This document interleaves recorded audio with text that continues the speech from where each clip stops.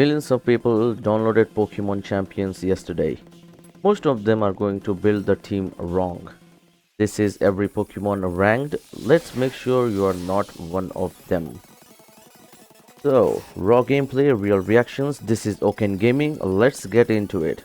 Yesterday, I dropped the Day 1 Beginner Guide, the 3 critical mistakes to avoid, how to spend your launch currency, and how the auto optimization works on mobile. If you haven't watched that, link is in the description. Go watch it. Today we are going deeper. This is the full day 1 tier list for Pokemon Champions on mobile, built from months of competitive data on the Switch version and updated for the Regulation MB, which officially kicked off yesterday alongside the mobile launch. Quick note before we dive in, Regulation MB just dropped 22 new Pokemons and 15 new Mega Evolutions. The meta is still developing, even for Switch veterans, which means today is generally one of the most level playing fields Pokemon Champion has ever had. Use that. A few things to understand before the rankings. First, singles and doubles are completely different metas. A Pokemon that dominates in singles might be mediocre in doubles and vice versa.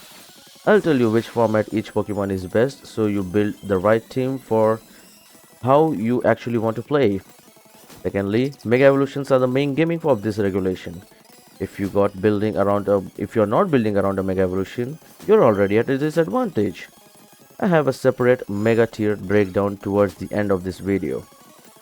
The tier list is based on real tournament data and Switch competitive records, not theory. These rankings come from actual high-level play. Let's get into it. Starting at the top, S tier. These are the Pokemon worth every single resource you have. So let me pull this up real quick. Yeah. Sneasler right now is arguably the best Pokemon in the entire game. Combination of offensive power and support utility through Fake Out. Fake Out makes it an almost automatic pick in doubles. Unburden gives it incredible speed after item consumption, and Dire Claw creates poison and status pressure that forces opponents into bad decisions constantly. If you can build Sneasler, build Sneasler. Second up will be, yeah, that's right, Kangaskhan. One of the most threatening Pokemon in Champions because of its Mega Evolution. Mega Kangaskhan hits twice with every move through parental bond, which effectively doubles its damage output. It's been dominant since day 1 of the Switch version, and nothing in MB changes that. Then comes, just give me a second. Yeah, then comes Eternal Flower Floette. This one is special. Fairy Aura as an ability boosts all fairy moves by 33% for the entire team, not just Floyd itself. In doubles, that means every fairy attack your partner throws gets a free damage boost just from Floyd being on the field. The closest thing to a legendary in this game right now. The catch? It's exclusive to Pokemon Legends ZA, transfers via home, so not everyone will have it. If you do it, it's an instant priority. Next up is Garchomp, reliable, consistent, fits into almost every team style. Great spread damage in doubles, incredible speed and power in singles. Standard teams love it, balanced offensive teams love it. If you're unsure what attacker to build first, Garchomp is never the wrong answer. Incineroar, the classic VGC staple, intimidate on switch in drops the opponent's attack immediately. Fake Out buys your partner a free turn. But parting shot lets you pivot and drop stats again. 3 of the most valuable support moves in the game on one Pokemon, nearly automatic in doubles. Then comes the A tier. A tier are strong and reliable. These are excellent pits that might have slightly more counterplay than S tier but still perform at a very high level. First up is Mega Floette. Even without the base Eternal Flower form, Mega Floette is one of the strongest special attackers in the game. Light of Ruin is its signature move and it hits like a truck. The meta has to account for this thing when building teams. That alone tells you how good it is. Next up is Primarina, the most used fairy type in singles. Great special attack, solid bulk, and a moveset that counters several of the top S tier threats directly. Then comes Pelipper.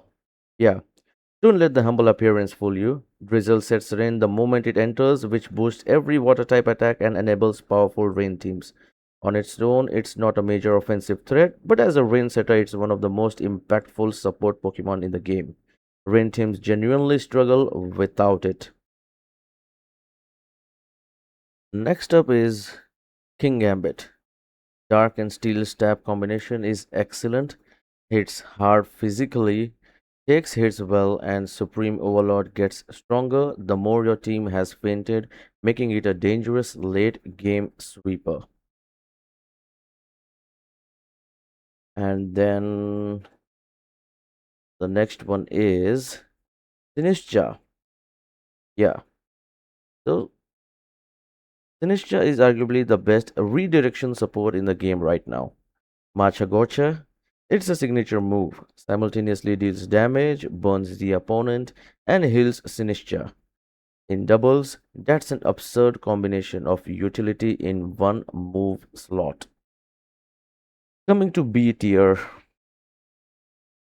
solid Pokemon that work well in the right team composition but need more support to shine at the highest levels.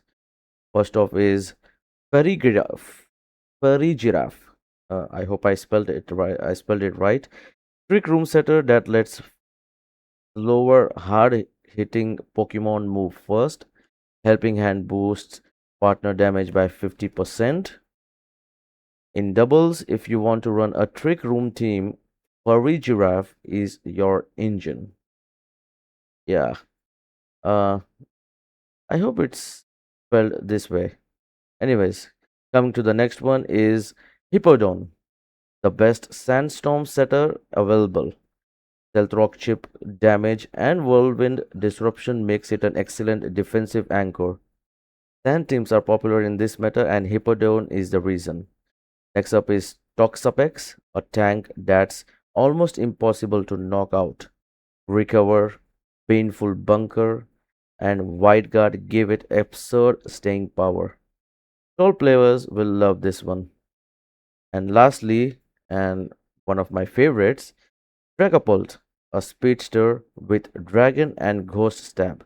Fragile, but threatening. High risk, high reward.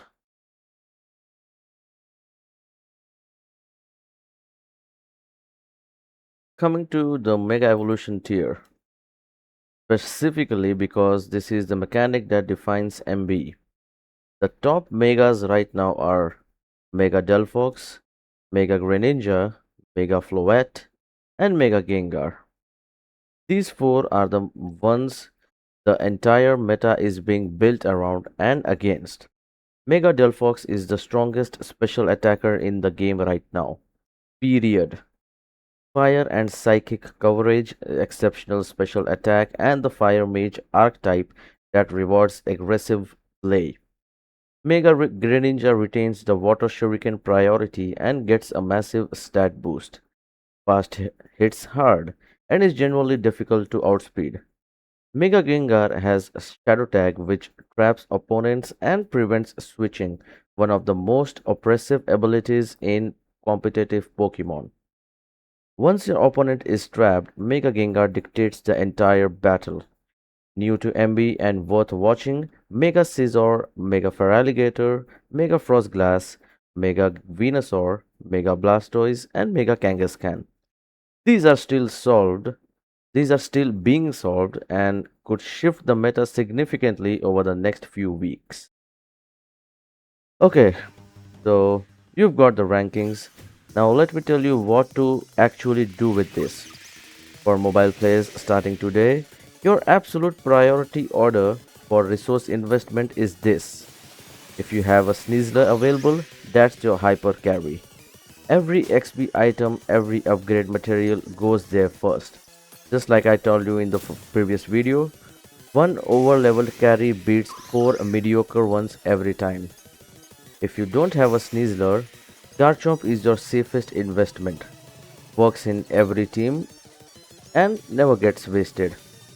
Save your Mega Stone currency for Mega Floette or Mega Gengar. These two Mega Evolutions define the meta, and holding the Mega Stone before your opponent does is a genuine competitive advantage. Do not invest in anything C tier or below. The resources are too precious at launch to waste on Pokemon that won't contribute at higher ranks. And that's the full day 1 tier list for Pokemon Champions Mobile. Every major Pokemon ranked for regulations MB, the megas to prioritize, and where to put your resources first.